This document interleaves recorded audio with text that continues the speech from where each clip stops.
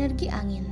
Angin merupakan pergerakan udara yang terjadi karena rotasi bumi serta tekanan udara secara berbeda.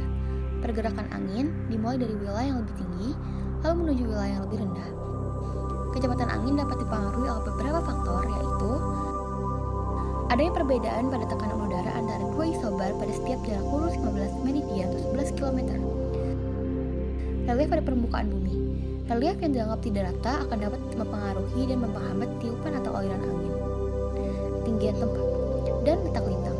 Kecepatan dan kondisi angin akan memutuskan tipe dan ukuran dari rotor atau mekanik yang berputar. Tenaga angin memiliki jumlah yang besar, tidak akan habis, tersedia di seluruh wilayah dan bersih.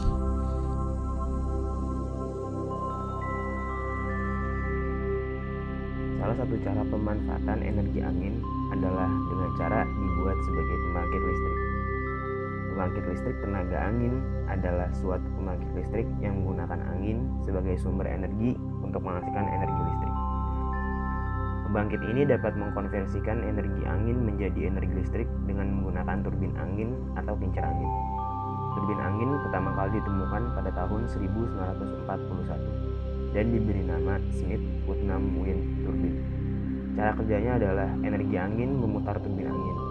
Turbin angin bekerja berseberangan dengan kipas. Kemudian angin akan memutar rotor pada generator di bagian belakang turbin angin.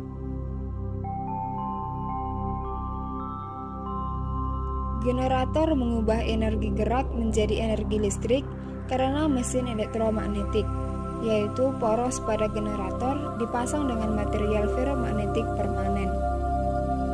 Setelah itu, di sekeliling poros terdapat stator yang bentuk fisiknya adalah kumparan-kumparan kawat yang membentuk loop. Saat poros generator berputar, maka terjadi perubahan fluks pada stator, sehingga perubahan fluks ini akan menghasilkan tegangan dan arus listrik AC atau sinusoidal. Lalu, energi listrik disimpan ke dalam baterai.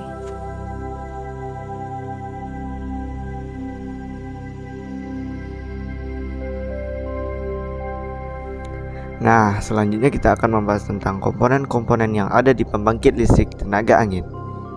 Jadi yang pertama ada anemometer.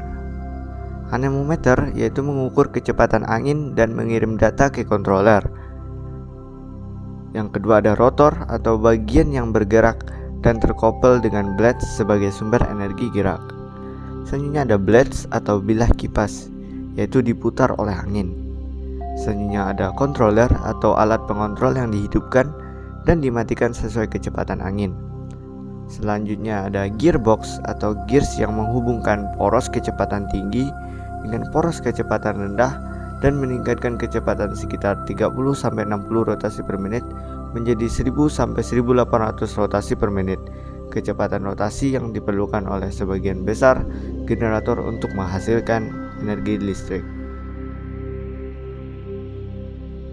Berikutnya adalah generator. Berfungsi untuk mengonversi putaran turbin menjadi listrik, atau bisa disebut dengan konversi energi mekanik menjadi energi listrik.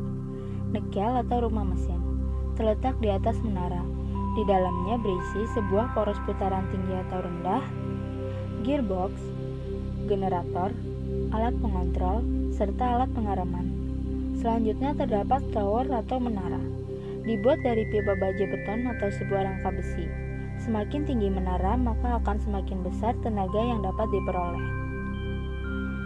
Selanjutnya, cara kerja pembangkit listrik tenaga angin yaitu angin memutar suatu bilah turbin. Putaran dari bilah turbin tersebut akan memutar sebuah generator-generator yang dapat menghasilkan suatu energi listrik. Lalu, listrik akan dialirkan serta didistribusikan kepada masyarakat yang ada di sekitar.